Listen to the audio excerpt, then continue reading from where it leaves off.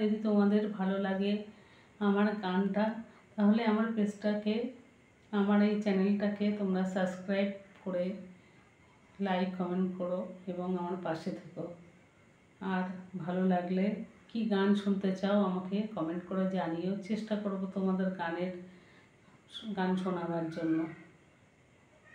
তো আজকে এখানেই রাখছি।